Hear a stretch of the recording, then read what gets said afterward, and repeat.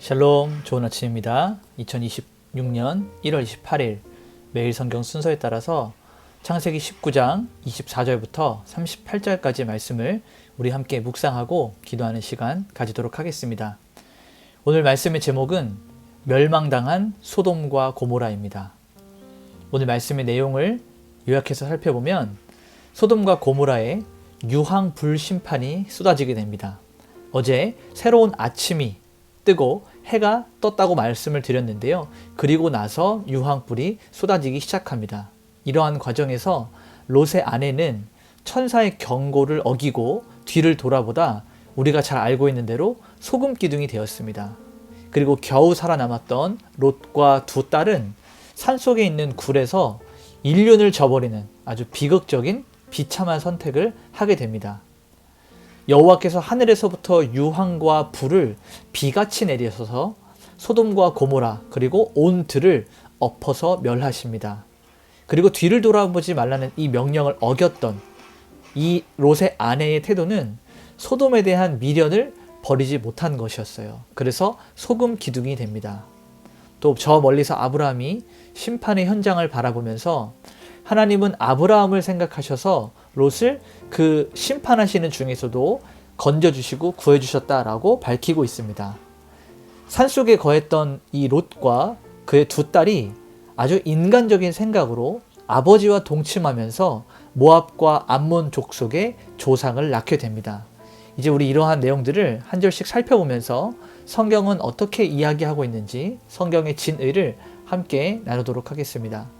오늘은 크게 두 단락으로 나눠서 볼 수 있는데요. 첫 번째 단락은 24절부터 29절까지 말씀을 보면 될 것 같습니다. 24절과 25절을 보게 되면 여호와께서 하늘 곧 여호와께로부터 유황과 불을 소돔과 고모라에 비같이 내리사 그 성들과 온 들과 성에 거주하는 모든 백성과 땅에 난 것을 다 엎어 멸하셨더라 라고 기록하고 있습니다. 자, 그러니까 이 심판은 자연적인 현상이 아니라 하나님께서 직접적으로 개입하셨던 초자연적인 하나님의 징계이자 심판이었다는 것을 우리는 알 수 있습니다. 자, 여기서 유황과 불이 비같이 내리다라고 하는 이런 표현이 있어요. 이 표현은 우리가 노아의 홍수 때에 하나님께서 심판하시는 이런 모습들과 대조를 이루면서 하나님은 죄를 어떻게 바라보시는가, 하나님은 죄를 향하여서 어떠한 진노를 가지고 계시는가를 아주 정확하고 명확하게 우리가 볼 수 있습니다. 그러니 우리도 이 죄에 대한 부분을 우리가 접근하고 다룰 때 하나님께서는 죄를 극도로 싫어하심을 기억을 하고 죄의 순간에 우리는 발걸음을 돌이킬 수 있는 그러한 믿음의 태도를 가져야 할 것입니다. 26절을 보니까요. 롯의 아내는 뒤를 돌아보았으므로 소금 기둥이 되었더라 라고 말하고 있어요.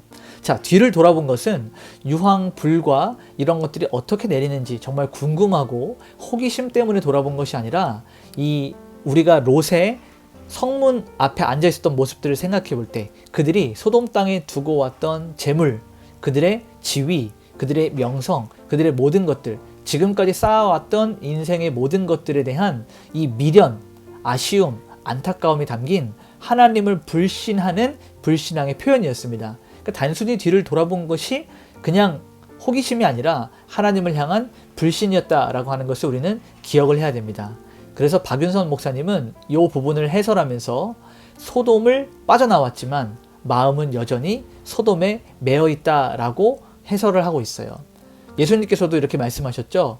누가복음 17장 32절에 롯의 철을 기억하라 라고 이런 말씀을 하셨어요. 그러니까 단순히 호기심을 가지고 돌아보는 것이 아니라 세상에 대한 미련, 아쉬움, 어떤 마음을 둔 부분에 대해서 책망하고 계시는 것을 우리는 알아야 됩니다. 29절을 보니까요.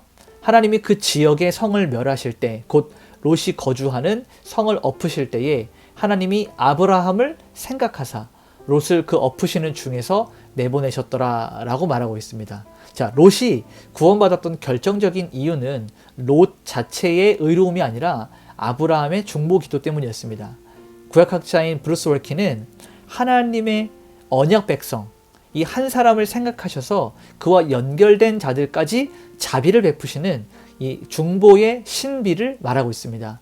그러니 여러분, 우리가 여러분 주변의 사람들을 위하여서 중보 기도하고 하나님의 은혜와 하나님의 자비가 여러분을 통하여서 곳곳에 흘러가기를 기도해야 됩니다. 왜냐하면 하나님은 여러분 때문에라도 여러분 주변을 평안하고 안전하게 이끌어 가시는 그러한 응답을 베푸실 수 있으신 분이라는 것이죠. 그래서 우리가 기도할 때 우리 자신만을 위해서 기도하지 말고 우리 이웃을 돌아보면서 주변을 살피는 이러한 기도가 우리 안에 있어야 됩니다. 자, 두 번째 단락은 30절부터 38절까지 말씀인데요. 31절, 32절을 보면 큰딸이 작은 딸에게 이르되, 우리 아버지가 늙으셨고, 롯을 말하는 거죠. 아버지가 늙으셨고 우리가 우리 아버지에게 술을 마시게 하고 동침하여 우리 아버지로 말미암아 후손을 이어가자라고 이야기합니다. 얼마나 타락하고 얼마나 무너지고 얼마나 실패하고 비극적인 인생의 모습을 담고 있는지 자신들의 인간적인 생각으로 인하여서 하나님의 인도하심, 하나님의 이끄심보다 더 많은 것들을 그들이 정말 생각하고 주관하고 있다는 것이죠. 이 모습을 통해서 하나님을 신뢰하는 모습보다는 이 소돔에서 배웠던 살아가는 이런 생존 방식을 그대로 실천하는 거예요. 타락한 생존 방식을. 그들은 대가 끊길 것을 두려워했습니다. 그래서 어떤 선택을 합니까? 인륜을 저버리는 이런 범죄를 저지릅니다. 그러니 거룩한 영향력을 잃어버린 가장이었죠. 롯은. 거룩한 영향력을 잃어버린 이 가장과 세속에 물들어버린 자녀들이 얼마나 끔찍한 이 타락에 이를 수 있는지를 성경은 보여주고 있는 거예요. 그래서 특별히 오늘 말씀을 함께 나누는 우리 가정의 지도자들, 가정의 리더들, 부모님들, 우리는 더 깊이 있게 이 말씀을 주목해 봐야 되고, 우리가 믿음으로 신앙으로 자녀들을 양육하지 않으면 세상에 노출된 우리들의 자녀들이 얼마나 끔찍한 이 영적인 타락에 노출될 수 있는가를 우리는 심각하게 고민해 봐야 됩니다. 37절 38절을 보게 되면요, 큰딸은 아들을 낳아 이름을 모압이라 하였고 작은 딸은 아들을 낳아서 이름을 베남미라고 이렇게 지었습니다. 자, 이 두 아들이 장차 모압과 암몬 족속, 다시 말하면 이스라엘 백성들에게 끊임없이 가시가 되는, 그들과 끊임없이 싸우며 대적이 되었던 이러한 존재들이 바로 오늘 롯의 두 딸로부터 이 아이들이 생성이 되는 겁니다. 그러니 믿음이 없었던 이 선택은 당장의 위기를 모면하는 것처럼 보여지지만 결국은 시간이 지나서 역사 속에 너무나도 아픈, 뼈아픈 결과를 남기게 되는 것이죠. 그래서 우리가 오늘 이 말씀을 정리하면서 원포인트로 이렇게 살펴볼 수 있을 것 같습니다.